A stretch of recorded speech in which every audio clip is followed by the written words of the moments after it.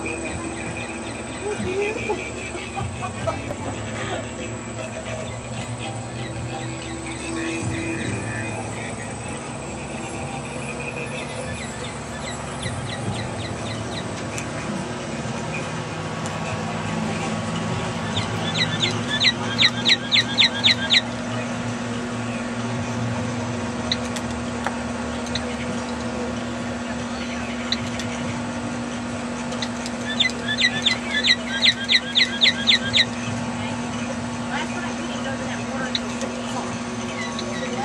didn't go to the river till 6 o'clock.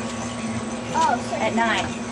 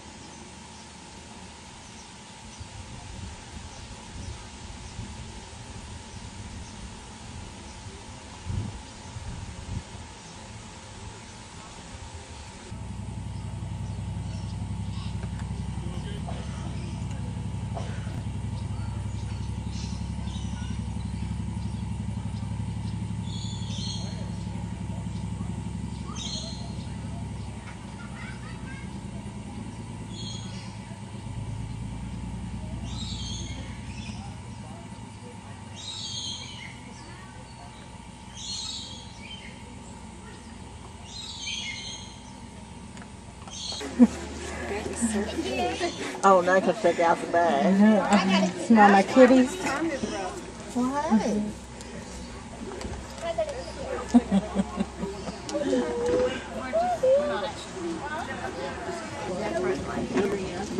like that one? That one?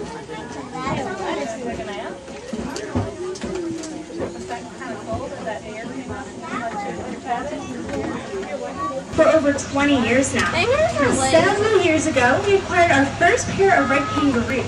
Now, if you look off to the left, you're going to see a couple different species down there. Those blonder colored girls with the blonde tail tips are red kangaroos. Now, our first pair of kangaroos were the reds, and of course, we fell in love with them. You'll notice that they're pretty much cute throughout their entire life. We really got a liking to them. We also realized that there were these places in North America that specialize in marsupials of their care. So we got really interested in the topic, and in 1999, we moved from Alpharetta, Georgia, here to Dawsonville, where we could create an education center so visitors like yourselves could come out and get up close and personal with these unique animals and learn all about them. Now we have 87 beautiful acres here in Dawsonville. We're surrounded by an 8-foot-high perimeter fence that goes 2 feet beneath the ground. Now this kangaroo fence we're driving past right here is only 6 feet high. So do they ever hop the fence? Well, they are very athletic, capable animals. They would have no problem clearing that height right there, but we never have a problem with a kangaroo hopping the fence because they're extremely social animals. They'd rather hang out with their friends and family and where they are well cared for. They get all the food and water and shelter they need and all their friends and family, so they never really want to hop the fence. Now, if anything were to happen, like if a tree were to go down or a fence line or anything like that, we do have that perimeter fence that keeps our animals on our property, so we never have an escape at all at our facility. Now, Georgia, believe it or not, is a very good location for kangaroos to live. The climate here is very comparable to that of Australia. It doesn't get too terribly hot here or too terribly cold. So our kangaroos are very comfortable here in Dawsonville. Now, some species of kangaroos prefer to hang out in more warmer climates. They're native to the more tropical regions of Australia, so they really enjoy our summers here. And some of the species you'll notice at our facility that have more of a woolly coat, those ones are native to the cooler areas of Australia. But in general, Georgia is a very happy medium for these guys. Now this gate we're entering right here enters into our buffer area. So this is an area between our animal habitats and between that perimeter fence. So this is not an animal habitat right now. This is that area that'll keep those animals on our property if anything were to happen. And we like to take folks through here because there's some pretty beautiful views up here. We get a little bit higher on our property and we can get some great views of the mountains and over a lot of our land. And there's a lot of animals that you might spot out here in the buffer area. We have a lot of native wildlife out here, of course. Some deer, which you already saw one of our friendly deer that hang out with us. We also have a lot of raccoons running around. We have North America's own marsupial, the Virginia opossum. Plenty of those guys running around. And we have tons of groundhogs. Now, some of our groundhogs that live around here, they like to make their homes and their burrows right inside the animal habitat. And sometimes you'll see groundhogs run right through a group of kangaroos that are all trying to lay down and relax. It's pretty funny. They get along really well. We've never had a problem with them at all. Now, for any of you bird lovers, we've also spotted over 60 different species of birds on our property. We have all kinds of different songbirds, some beautiful birds of prey. We also have a lot of waterfowl. Now, one more critter you guys might spot while you're out here in our buffer area is named Maggie. Now, she's our donkey. We've had her for several years now. She works as an undercover security guard. It's a natural distrust between canines and donkeys. So if we were to ever get a dog on our property, Maggie would bray very loudly, let us all know, so we could get that dog away from our kangaroos. Now, even if we had a friendly neighborhood dog wander on our property, it doesn't mean any harm. The reason we don't want any dogs here is because it might remind our kangaroos of that wild dingo of Australia. Now, that's one of their main predators, that wild dog. So it might give our animals a bit of a scare, so we want to make sure we keep any dogs off our property. Now, if you look off to the left, you'll see some of our shelters, at least some of the roofs through the trees there. It's kind of hard to spot them, but those green roofs of our shelters, they're all pointed in the same direction. Now, we build our shelters all in the same direction on purpose because most of our inclement weather here comes from the opposite direction. So we pointed them all in that way on purpose to give our animals the most shelter from any wind or rain or snow or anything they don't want to be in. Now, some words to keep in mind when you're talking about kangaroos is mob. Now, the word mob refers to a group of kangaroos. The word joey is a baby kangaroo. It doesn't matter if it's a girl or a boy, it's always called a joey. Now, Joey at foot is a baby kangaroo. He's still hanging out with mom. He's still nursing with the mom. He's not going in and out of the pouch anymore. Now, the word boomer is a nickname for big male kangaroos because they can slap their feet on the ground and make a loud booming noise to let their fellow mob mates know that there might be danger nearby. That takes us to this next location here. This is that beautiful view I told you guys about. This looks down at one of our largest animal fields. This we call our lake field because of that big man-made pond down there. Now notice you won't even see all the fence lines from here because it's such a massive field, and we're really proud to be able to give our animals this much space. Now we have the 3 largest species of kangaroos hanging out somewhere in this field, and they're all big boys. So you have the eastern gray, the western gray, and the red kangaroo. And some of these boys get up to 200 pounds, 7 feet from nose tip to tail tip. So there's some pretty big guys down there. We are going to get another view of this field a little bit later. But if you guys look at those mountains right there, we are right here at the foothills of the Appalachian Mountains. And any of you who are interested in hiking, there's a short little trail, starts right here in Georgia, goes all the way up into Maine. It's 2,100 miles. It's called the Appalachian Trail. It normally takes people about a half a year to 9 months to travel. Now, I'll probably never experience that trail. It's a little too much walking for me, but I've heard that you can see a lot of beautiful wildlife on that trail. It's pretty special. It starts right here in Georgia. As we continue on, like I said, we'll see this field a little bit more a little later. I'll talk to you guys more about marsupials because they are such neat animals. Now you and I and dogs and cats and horses and most of the animals that we're used to seeing here in North America are placental mammals. Now marsupials are a mammal, but they're a totally different type of mammal. And that's because most of the development of their young happens outside of the body and inside of that special pouch that the females have. In fact, the word marsupial is derived from the Greek word marsupium, which means pouch. Now there's a couple different theories about where marsupials originated from. One of those theories states that they originated right here in North America. It's pretty funny because we don't have a lot of marsupials anymore, so what happened? Well, the theory says that 80 to 100 million years ago, when the continents were closer together, marsupials did really well, and they were all over the place, even here in North America. Now, they came a little bit before placental mammals. When placental mammals came along, they did compete with the marsupials, and some of the marsupials couldn't keep up very well. Now, over millions and millions of years, as the continents slowly drifted apart, it's possible that marsupials became stranded on the continent of Australia. Without placental mammals there to compete with them, they really thrived and flourished on that continent to the 260 species of marsupials that you can see today. Now, kangaroos make up 60 of those species. That's 60 different kinds of kangaroos. Now, there's even tree kangaroos that barely come to the ground. There's also kangaroos who, full grown, are no more than 2 pounds. They come in all different shapes and sizes, and they fill all the different niches of the environment, so it's pretty amazing. Now, if you take the kangaroos out of there, that still leaves 200 different species of marsupials that aren't kangaroos. Some of those animals you might be familiar with are wombats and koalas, a couple of examples. And of course the possum. You guys may have seen the Virginia possum running around.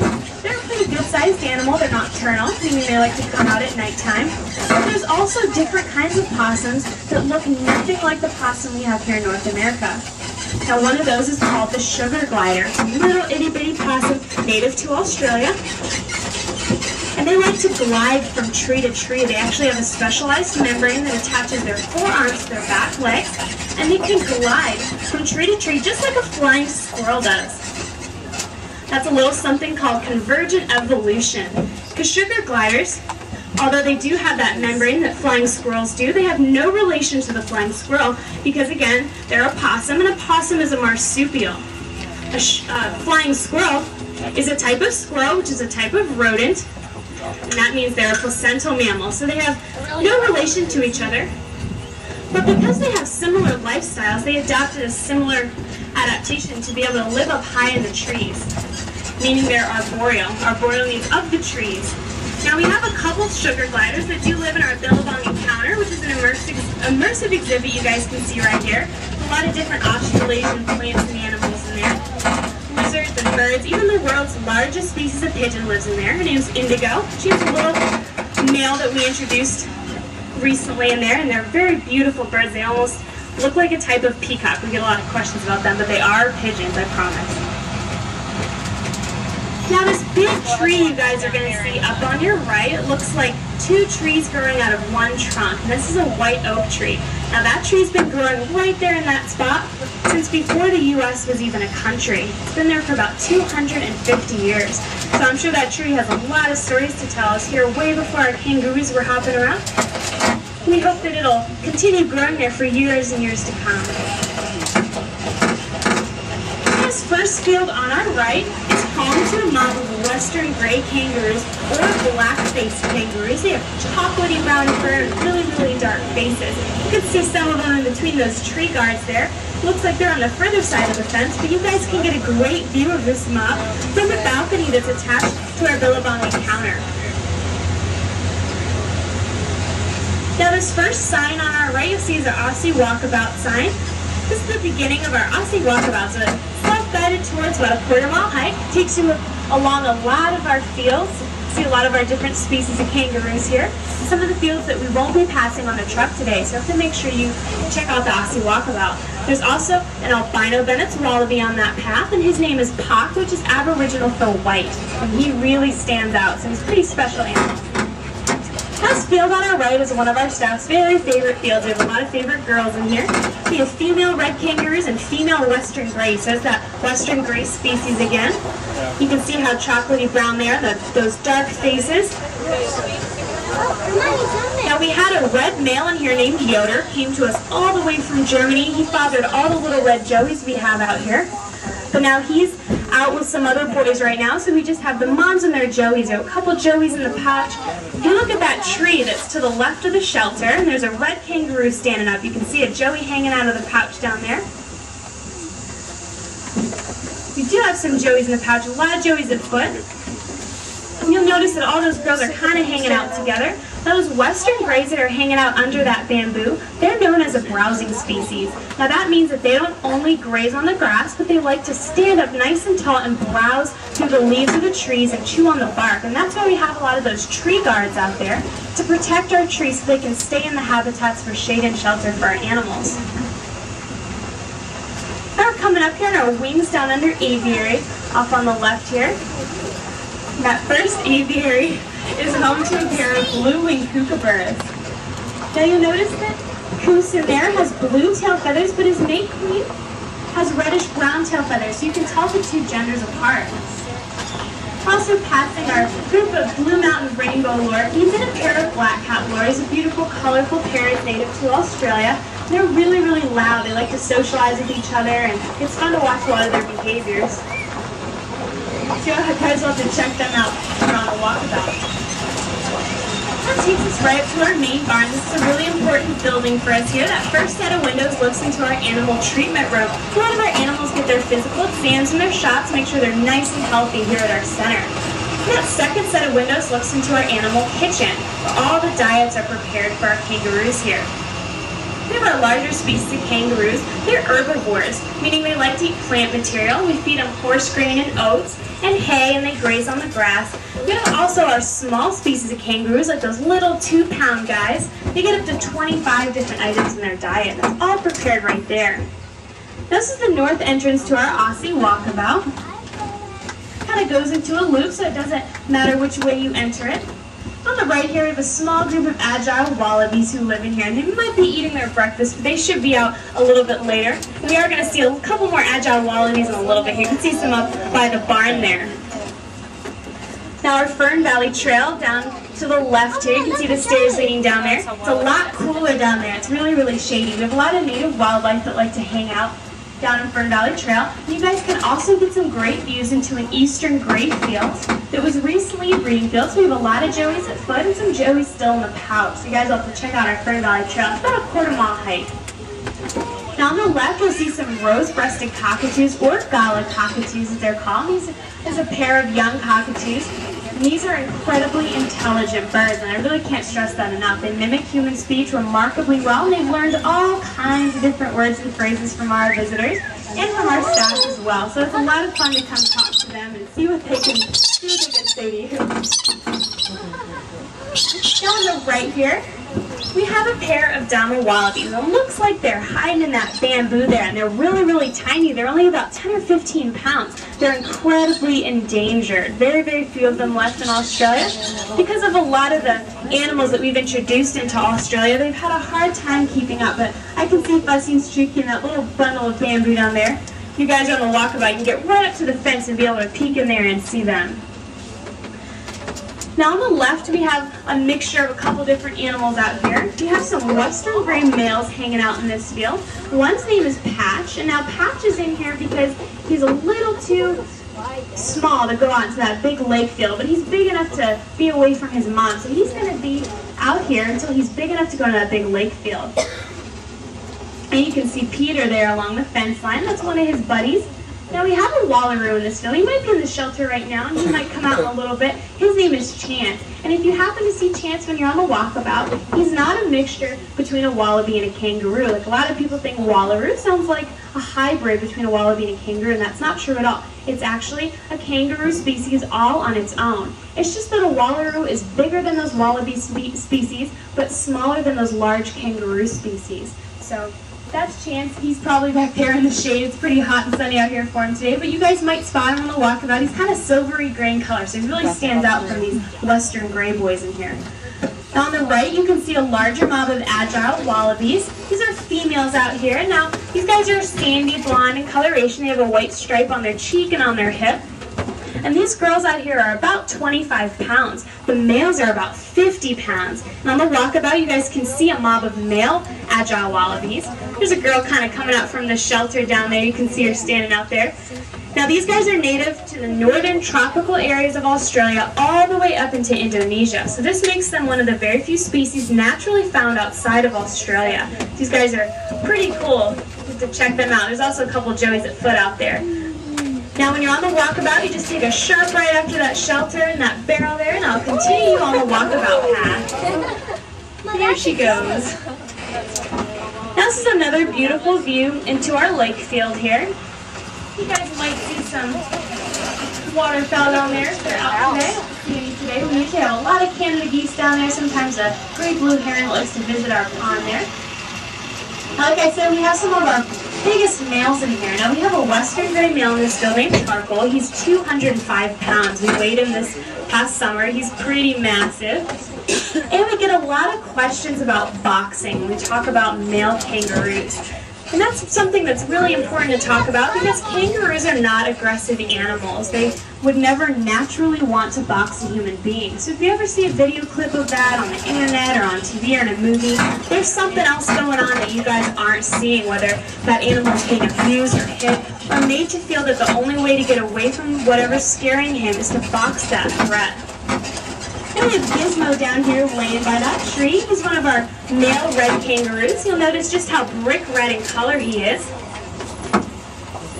And speaking of boxing, by the way, it is very natural for these males to box with each other. It's a very natural behavior, but they're made for boxing. The biggest part of skin on a male kangaroo's body is actually on their abdomen. It protects all their vital organs from any kicks that they might get while boxing.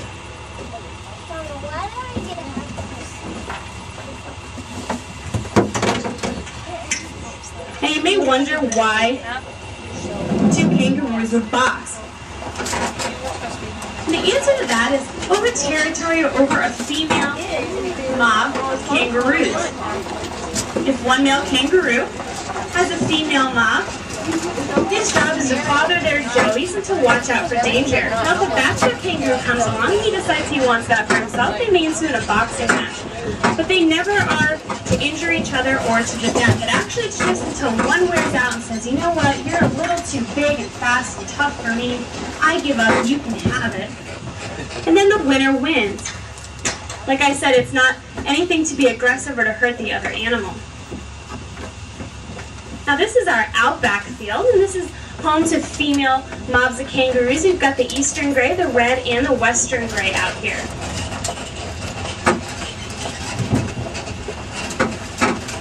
Now before we see any girls hanging out here, I'll tell you guys a little bit about reproduction, since this was recently a breeding field. Now we had a big red male out here, actually Gizmo, the male we just saw a second ago, he was out here, so he fathered any of the red joeys we'll see today. Then we had an eastern gray out here named Murray, and he fathered all the eastern gray joeys we'll see out here. Now when a kangaroo breeds, her gestation is only 1 month long. Now she'll sit with her tail and her back legs out in front of her, and she'll lick a trail from her birth canal all the way to the pouch when her little baby is ready to be born. Now that joey is only the size of a bumblebee when it's born. He's very underdeveloped. He has developed 4 arms to crawl up to the opening of the pouch and a developed inner ear to help him tell up from down. Now he'll crawl into that pouch down to the bottom and he'll attach to one of 4 nipples down there. He'll be so weak that the mother will have to pump minute amounts of milk into his mouth so he's strong enough to drink on his own and reattach and disattach from the nipple as he pleases. Now at about 6 months of age, that little Joey starts sticking his head out of the pouch, and you'll see a little head peek out. It looks like some kangaroos are coming down from the left here. Those are the eastern grays that are flying down towards us right now. You guys can see just how fast they hop. These guys can go about 55 miles per hour, making them one of the fastest land mammals. Now you'll see some red kangaroos mixed in and a little Joey at foot. Wow, look at him go. You see that little tiny Joey there trying to find his mom and that mob of kangaroos there.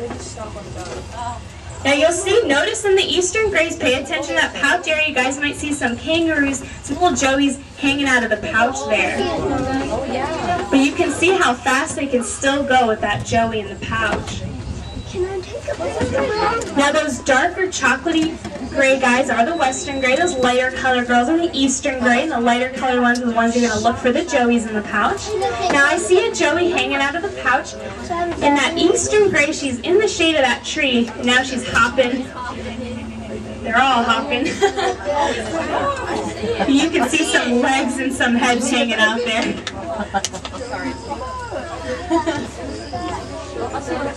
Now these guys, their back legs, it looks like there's 2 bones in each back leg, but the one in front is a bone and the one in back is actually a tendon. It works a lot like a rubber band. So as they hop, it gets easier and easier and easier as it stores up energy. So they're not only built for speed, but also for endurance.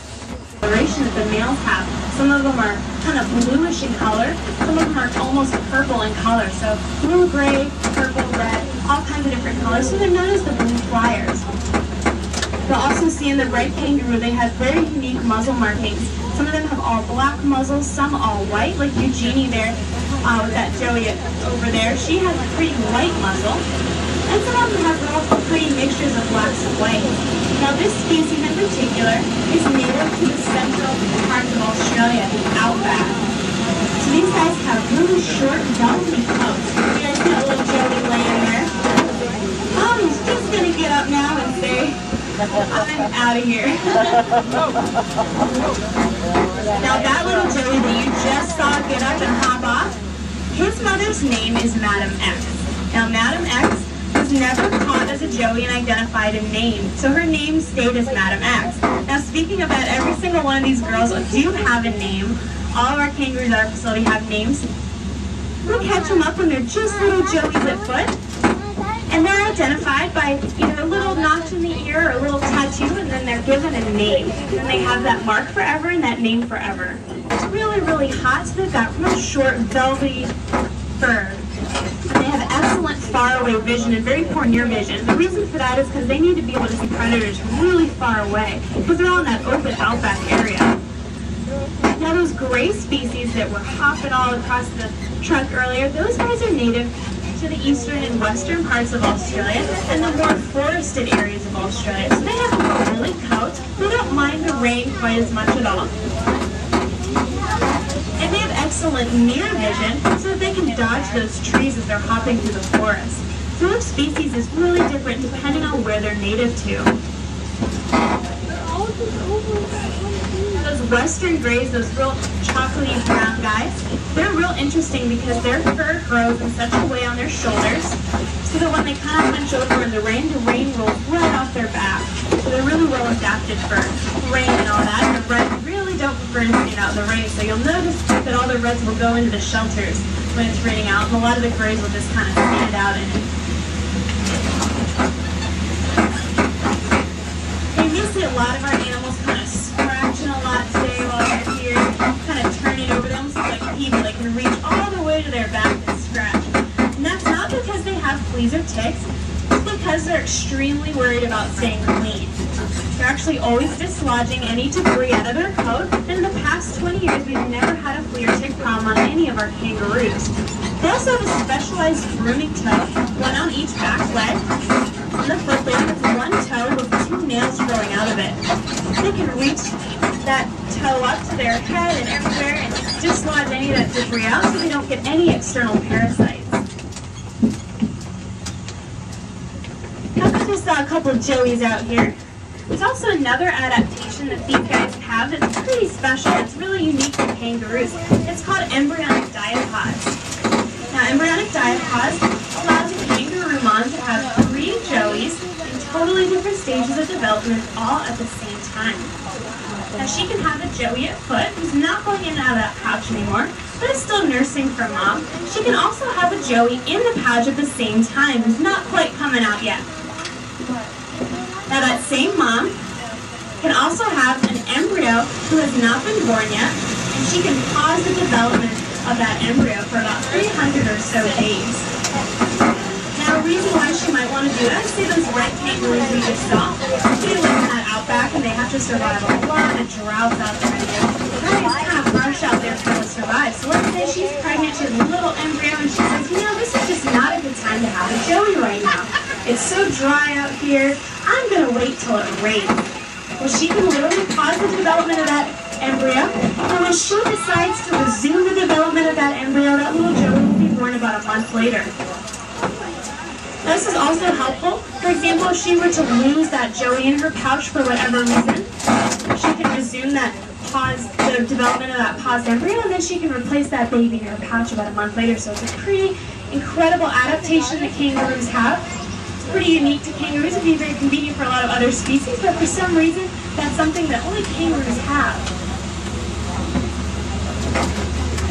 Now, it's real important to conserve all these guys because there are a lot of endangered species of kangaroos out there. Among those 60 species, most of the endangered ones are those tiny guys, those little 2-pound kangaroos called the rat kangaroo or the kangaroo. There's a couple different species of those little 2-pound kangaroos.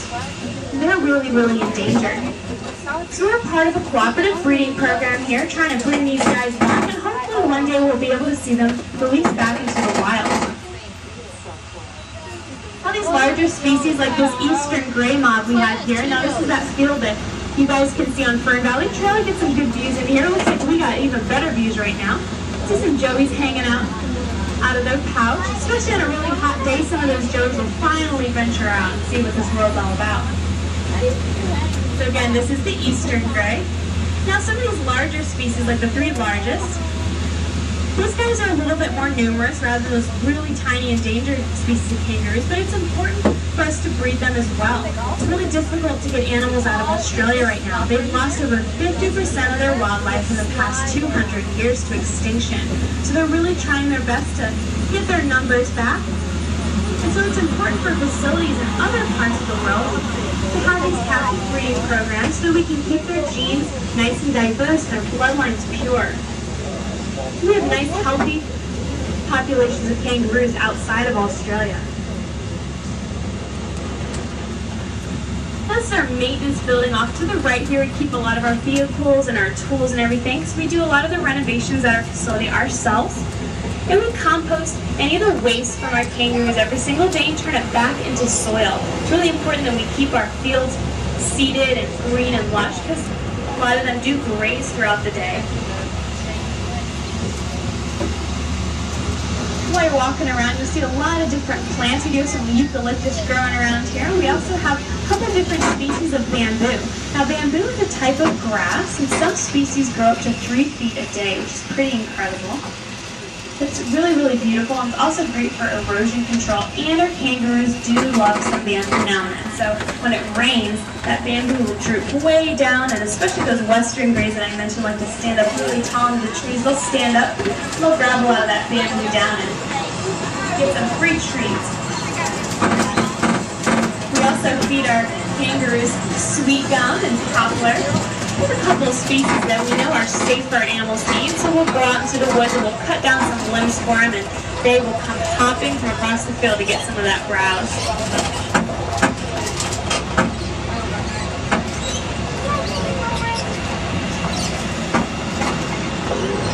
Now before you guys leave our facility today, we just ask that you sign our guest book. It's up in the gift shop up there in the Aussie Outpost. We do use your comments to mold our future tours. I hope you had a good time. I know I did. Just make sure before we stand up, we hear that safety break. All right, thank you guys.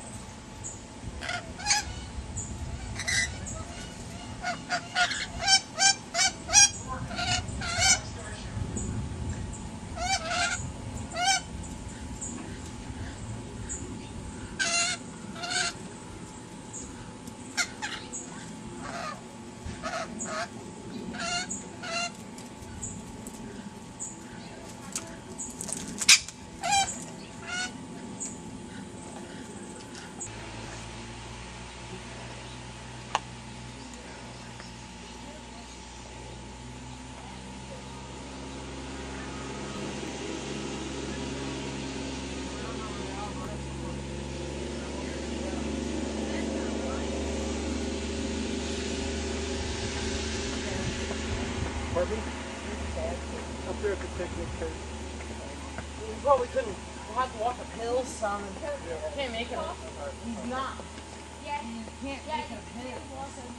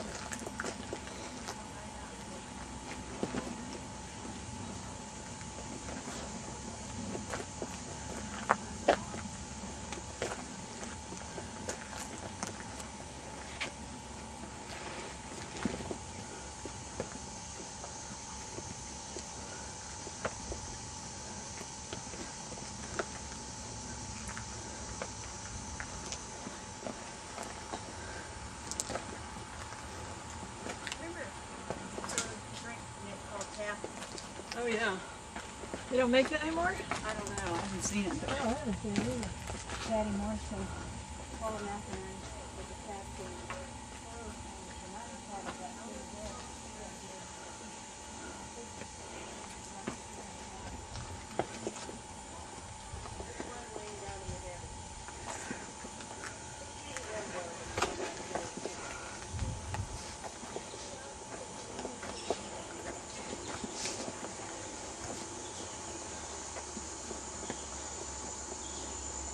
I don't know about this.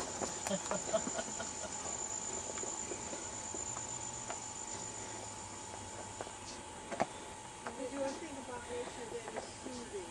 Yeah. Did you ever see the movie Defiance? It's really a little bit boring.